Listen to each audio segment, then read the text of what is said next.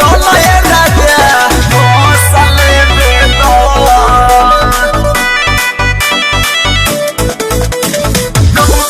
घोसले बेदो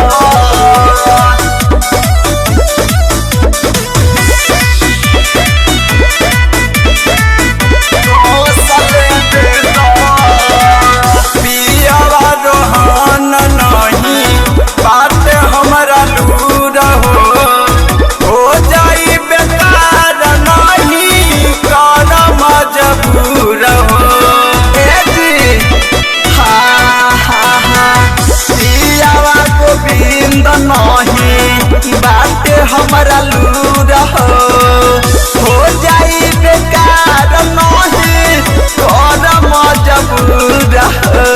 रौशन देहाती गौतम जी से पूछ ले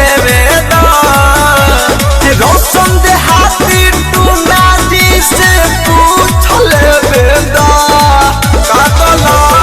जाई सोड़िया कमर में घोसले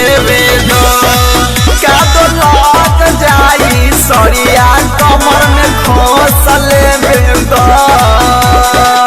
तनी बुझी ना जी परेशानी।